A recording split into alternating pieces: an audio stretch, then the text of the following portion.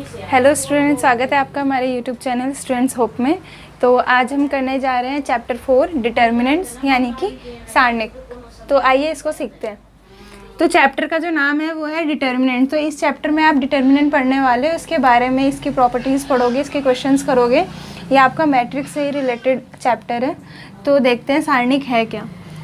जैसे हम कोई भी एक आव्यूह यानी कि मैट्रिक्स ले लेते हैं, A = A1 A2 B1 B2। कोई भी हमने ऐसा एक मैट्रिक्स ले लिया।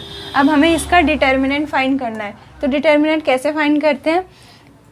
ए का डिटर्मिनेंट यानी कि मॉड ए से हम इसको प्रकट करेंगे यानी कि डिनोट करेंगे, या हम ऐसे भी कर सकते हैं, इसको डिटर्मिनेंट ए भी लिख सकते हैं। या एक और तरीका है ये डेल। डेल जो है, डेल का मतलब डिटर्मिनेंट होता है। तो कैसे निकाला जाता है डिटर्मिनेंट? हम मैट्रिक्स को इस फॉर्म में लिखते हैं, मॉड की फॉर्म में लिखा। अब इसका मैट्रिक्स इसका डिटर्मिनेंट कैसे फाइंड किया जाएगा? यहाँ पे आप क्रॉस मल्टीप्लाई करेंगे। A1 होगा मल्टीप्लाई B2 से, A1 B2 minus A2 multiply होगा B1 से, तो A2 B1। तो इस तरीके से आप किसी भी मैट्रिक्स का जो है वो डिटर्मिनेंट फाइंड कर सकते हो, यानी कि सारणिक निकाल सकते हो। बस क्रॉस मल्टीप्लाई करना है और कुछ नहीं। ये तो हमारा 2x2 ऑर्डर का था। अगर हम 3x3 ऑर्डर का देख रहे हैं तो वो कैसे निकाला जाता है वो भी सीखिए। लेट ए आपका कोई मैट्रिक्स है, A1 B1 C1, A2 B2 C2, A3 B3 C3। देखिए 2x2 का तो बहुत इजी था डिटर्मिनेंट, डायरेक्ट ही निकल गया। लेकिन 3x3 का डिटर्मिनेंट कैसे फाइंड करते हैं वो देखिए। डिटर्मिनेंट ए मींस आप ऐसे भी लिख सकते हो, डेल। डेल से भी डिनोट किया जाता है डिटर्मिनेंट को। या मैंने एक और आपको बताया मॉड ए। मॉड ए से भी हम इसको डिनोट कर सकते हैं। तो इसका जो डिटर्मिनेंट है यानी ए का जो हम डिटर्मिनेंट निकालेंगे तो मैट्रिक्स इस फॉर्म में लिखी जाएगी, इस मॉड के अंदर। A3 B3 C3। तो सीखिए ज़रा 3x3 ऑर्डर के मैट्रिक्स का डिटर्मिनेंट कैसे निकालते हैं। तो देखिए कैसे निकालते हैं। सबसे पहले आपको इसका फर्स्ट रो लेना है। इसका फर्स्ट रो लेना है। फर्स्ट रो में से फर्स्ट एलिमेंट कितना है इसका? A1। तो आपको पहले A1 लिखना है और चलना ऐसे प्लस माइनस प्लस में। तो A1 लिखा, उसके बाद ब्रैकेट। A1 आपका किस रो में आ रहा है? फर्स्ट रो में आ रहा है और फर्स्ट कॉलम में भी आ रहा है। तो आप क्या करोगे? फर्स्ट रो छुपाओगे और फर्स्ट कॉलम छुपाओगे। तो फर्स्ट रो ऐसे छुपेगा और फर्स्ट कॉलम ऐसे छुपेगा, तो बाकी ये वाला हिस्सा बच गया। तो इसकी ऐसे मल्टीप्लाई हो जाएगी, B2 C3 minus B3 C2। ये A1 का काम हुआ। अब आप आ जाएंगे B1 पे। तो मैंने ऊपर निशान लगाया है प्लस माइनस प्लस के क्रम में चलने का। तो अब जब B1 की बारी आएगी तो आगे से उसके लिए नेगेटिव लग जाएगा, यानी माइनस का B1 ब्रैकेट। अब B1 के साथ का जो रो है वो ये छुपेगा और B1 का कॉलम जो है वो ये छुपेगा। ये रो छुपेगा और ये कॉलम छुपेगा।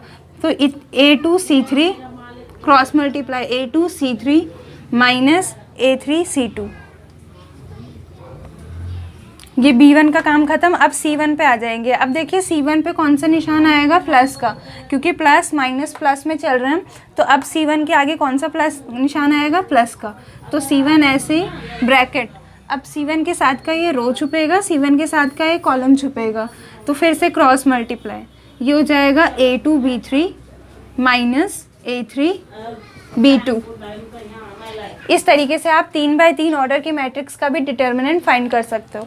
2x2 का बहुत इजी है। 2x2 में बस क्रॉस मल्टीप्लाई करना है, बीच में नेगेटिव का निशान डाल देना है। और 3x3 ऑर्डर के मैट्रिक्स का जो डिटर्मिनेंट है वो इस तरीके से आपका निकाला जाता है। समझ में आ गया होगा। चलिए इसकी एक छोटी सी एक्सरसाइज है 4.1, उसको देख लेते हैं। उसका एक सवाल हम यहाँ शुरुआत कर देते हैं। चलिए करते हैं। ये आपका क्वेश्चन 1 है, आपको इवेल्युएट करना है डिटर्मिनेंट। ये आपका सवाल है। तो देखिए इसका डिटर्मिनेंट, सबसे पहले तो आप इसको कुछ मान लीजिए। तो हम यहाँ पे इसको A मान लेते हैं। अब हमें A का क्या निकालना है? डिटर्मिनेंट, यानी मॉड A। मॉड A से हम व्यक्त कर सकते हैं, या आपको मैंने बताया डेल से या डिटर्मिनेंट A लिखकर। तो A का मॉड कैसे निकलेगा? A का डिटर्मिनेंट क्रॉस मल्टीप्लाई, क्योंकि ये 2x2 ऑर्डर का है। तो 2 1 ज़ा -2, फिर माइनस लगेगा बीच में, और 5 4 जा कितना हो जाएगा, माइनस का 20, यानी कि आपका आ जाएगा -2 + 20 18। ये आपका आ गया डिटर्मिनेंट इस वाले सवाल का। क्वेश्चन नंबर 3 में देख लेते हैं ज़रा। क्वेश्चन नंबर 3 में आपको एक मैट्रिक्स गिवन है A 1 2 4 2, और आपको शो क्या करना है, शो करना है determinant of 2A equals to होगा 4 ऑफ डिटर्मिनेंट A। देखिए 2A का होल डिटर्मिनेंट जो है वो इक्वल होना चाहिए 4 × A का डिटर्मिनेंट। तो इसकी लेफ्ट हैंड साइड पहले ले लेते हैं। लेफ्ट हैंड साइड में लिखा है 2A का डिटर्मिनेंट। तो सबसे पहले तो आप 2A फाइंड करोगे तभी जाके उसका डिटर्मिनेंट आएगा। तो पहले हम यहाँ पे 2A फाइंड करेंगे। तो 2A क्या हो जाएगा, 2 × A। A है आपका ये मैट्रिक्स, तो 2A आ जाएगा 2 4 8 4, मतलब 2 की मल्टीप्लाई इस पूरे मैट्रिक्स से हो गई। अब हमें 2A का डिटर्मिनेंट चाहिए लेफ्ट हैंड साइड में, तो इसका डिटर्मिनेंट कैसे निकालेंगे, 2 4 जा 8 -8 4 जा 32, यानी कि माइनस का आपका 24 आ गया ये, ठीक है। अब आप इसका राइट हैंड साइड करेंगे सॉल्व। राइट हैंड साइड में देखिए क्या दिख रहा है आपको, 4 डिटर्मिनेंट A, 4 डिटर्मिनेंट A। तो देखिए 4 तो ऐसे ही रहेगा, और A का डिटर्मिनेंट निकालना है। तो A मैट्रिक्स आपकी ये थी, तो इसका डिटर्मिनेंट कैसे निकलेगा, 1 2 जा 2 -4 2 जा 8। यह आपका हो गया 4 × -6 मीन्स माइनस का 24। तो देखिए लेफ्ट हैंड साइड जो है राइट हैंड साइड के इक्वल आ गया। ये एक छोटा सा सवाल था जो मैंने आपको करा दिया। चलिए 3/3 ऑर्डर का डिटर्मिनेंट का एक सवाल करते हैं।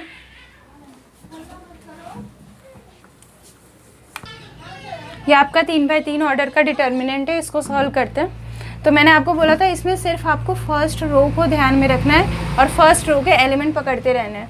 तो पहले हम किसको पकड़ेंगे, 3 को, 3। तो 3 आपका ऐसे ही डिटर्मिनेंट निकाल रहे हैं हम, 3 ऐसे ही आया, क्रम चलता है प्लस माइनस प्लस का। तो 3 के आगे कौन सा निशान आएगा, प्लस का। 3 के साथ का अब ये रो छुपेगा और 3 के साथ का ये कॉलम छुपेगा। तो इसकी मल्टीप्लाई कर दो, क्रॉस मल्टीप्लाई। तो ये 0 -5 1 जा +5 हो जाएगा, क्योंकि माइनस माइनस प्लस का 5, और बीच में नेगेटिव लगता ही लगता है। 3 का काम ख़त्म। अब -1 पे आ जाओ। तो -1 के आगे कौन सा निशान लगेगा, माइनस। तो ये 2 माइनस क्या हो जाएंगे हमारे, प्लस का 1 हो जाएगा। अब 1 के साथ का ये रो छुपेगा, 1 के साथ का ये कॉलम छुपेगा। तो क्या हो जाएगा, ये 0 -3 1 जा -3, माइनस माइनस +3।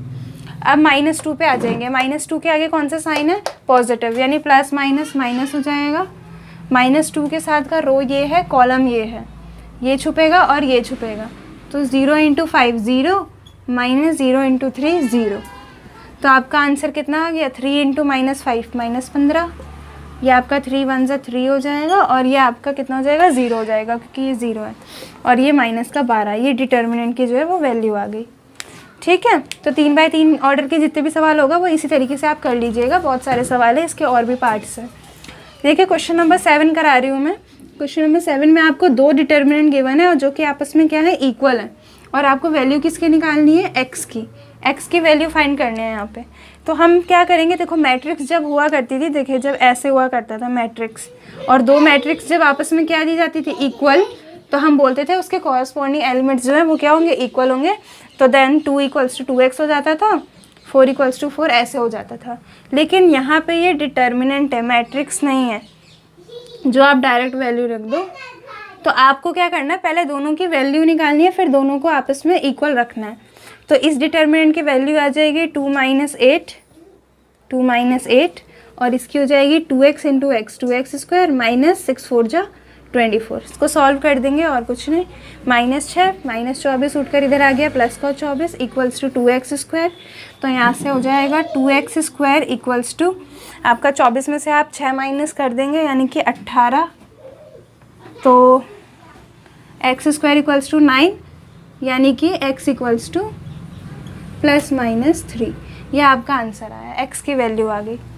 तो अब ये तो हमने डिटर्मिनेंट के सवाल कर लिए। अब इसका जो बहुत इंपॉर्टेंट चीज़ है वो है इनकी प्रॉपर्टीज़। अब हम पढ़ने जाएंगे डिटर्मिनेंट की प्रॉपर्टीज़, बहुत इंपॉर्टेंट है। चलिए वो देखते हैं। आपकी प्रॉपर्टी 1 है, the value of determinant remains unchanged when it's rows और कॉलम्स आर इंटरचेंज। मतलब समझिए, डिटर्मिनेंट की जो वैल्यू है वो अनचेंज रहेगी, कब, अगर हम उसके रो और कॉलम को क्या कर दें, आपस में इंटरचेंज कर दें, ठीक है। जैसे कि हम एक आपका यहाँ डिटर्मिनेंट लेते हैं A1 A2 A3 B1 B2 B3 C1 C2 C3, ठीक है। इसकी कोई ना कोई वैल्यू होगी जो कि मैंने यहाँ डेल लिख दी है, डिटर्मिनेंट। अब हमें क्या करना है, मान लो मैं इसके रो और कॉलम को इंटरचेंज करना चाहती हूँ, रो और नहीं, रो या, ठीक है, और मतलब या तो आप इसके रो को इंटरचेंज कर दो या तो आप इसके कॉलम को इंटरचेंज कर दो। जैसे मान लो मैं इसके रो को इंटरचेंज करने जा रही हूँ, तो यहाँ से हमें नया डेल मिलेगा कि नहीं, नया डेल मिलेगा। तो अगर मैं इसके रो को इंटरचेंज करती हूँ, रो इंटरचेंज करने का मतलब रो और कॉलम या नहीं और, ठीक है, एंड आएगा यहाँ, सॉरी एंड आएगा। अगर हम रो और कॉलम दोनों को ही इंटरचेंज कर दें, जैसे क्या हो जाए, रो जो है वो कॉलम में बदल जाए, जैसे हम ट्रांसपोज नहीं किया करते थे, वही है ये। हमने नया डेल निकाला, एक डेल तो ये है सवाल वाला, एक हमने नया डेल कैसे निकाला, उसके रो और कॉलम को इंटरचेंज कर दिया हमने, ठीक है, रो तथा कॉलम को हमने इसका इंटरचेंज कर दिया। तो ये दोनों की वैल्यू हमेशा क्या रहेगी, सेम रहेगी, बदलेगी नहीं। तो जो डेल की वैल्यू है वही नया डेल की वैल्यू भी होगी। तो दोनों ही आपस में क्या होंगे, इक्वल होंगे, हमेशा याद रखना। इसका कोई भी आप एग्जाम्पल ले सकते हो, कोई भी एक डेल चुन लो, उसमें एलिमेंट भर दो। अब आप क्या करो, या इसके रो और कॉलम को इंटरचेंज कर दो, यहाँ से नया डेल निकालो, डेल डैश 1 2 3 4 6 5 3 2 1 कर दिया मैंने इसका रो और कॉलम को इंटरचेंज। अब दोनों की डिटर्मिनेंट निकाल के देखना, दोनों की वैल्यू निकाल के देखना, इक्वल ही आएगी, del equals to del dash ही आएगा, ठीक है। तो ये आपकी प्रॉपर्टी 1 थी। प्रॉपर्टी 2 देख लेते हैं। देखिए प्रॉपर्टी 2 है आपकी, इफ़ एनी टू रोज और column are interchange then sign of determinant changes. मतलब अगर आप किसी भी डिटर्मिनेंट की कोई दो रो या दो कॉलम, इस बार या है, ठीक है, ये और नहीं है, या है, हिंदी वाला और की बात कर रही थी मैं, यहाँ पे ये या है, ठीक है। अगर कोई भी आप डिटर्मिनेंट के दो रो या कॉलम को आपस में क्या कर देते हो, इंटरचेंज कर देते हो, आपस में उनका फेरबदल कर देते हो, तो डिटर्मिनेंट का जो साइन है, निशान है, वो चेंज हो जाता है। कैसे देखें, जैसे मान लो मैंने यहाँ पे कोई भी आपका एक डिटर्मिनेंट लिया ए, कोई भी एक डिटर्मिनेंट ले लिया मैंने, ठीक है, जैसे मैंने ले लिया 2 4 6, मैं एक एग्जांपल ही देके दे देती हूँ आपको, 5 2, ये एक डिटर्मिनेंट लिया, ठीक है।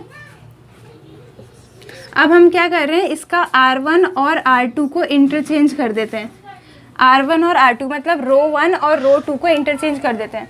आपको या तो रो को करना है या तो कॉलम को करना है, ठीक है। मान लो हम रो को इंटरचेंज कर रहे हैं, तो यहाँ से मुझे नया मिलेगा डेल, देखिए क्या होगा, R1 की जगह आ जाएगा R2 और R2 की जगह आ जाएगा R1, R3 अपने स्थान पर रहेगा। तो दोनों की वैल्यू निकाल के देखना, इसकी जो वैल्यू है डेल डैश, वो आगे से क्या हो जाएगा, नेगेटिव, यानी इसके आगे कौन सा निशान आ जाएगा, माइनस। इक्वल नहीं होगा, इक्वल तो होगा लेकिन उसके नेगेटिव के इक्वल होगा। तो याद रखिए, अगर आप क्या किसी भी डिटर्मिनेंट के कोई भी दो रो या दो कॉलम को आपस में इंटरचेंज कर देते हैं, तो आगे से माइनस का निशान आ जाता है और कुछ नहीं।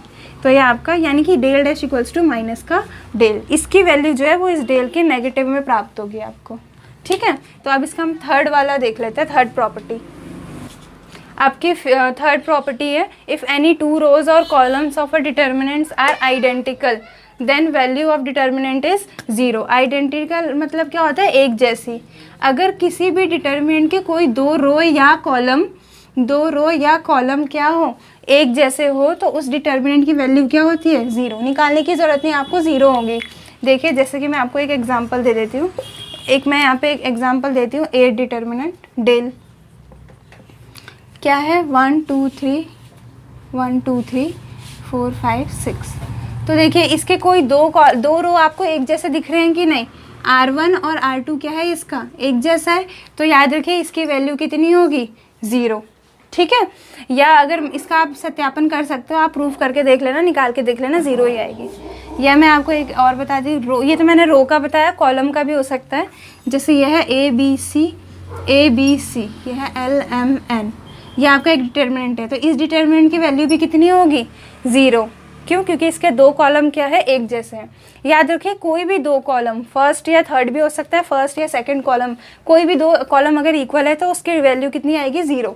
या कोई भी 2 रो इसके अगर इक्वल है तो उसकी भी वैल्यू कितनी होगी, 0। फोर्थ वाली प्रॉपर्टी देखिए आप, फोर्थ प्रॉपर्टी आपके, if each element of a row and column of determinant is multiplied by a constant k then its value gets multiplied by के।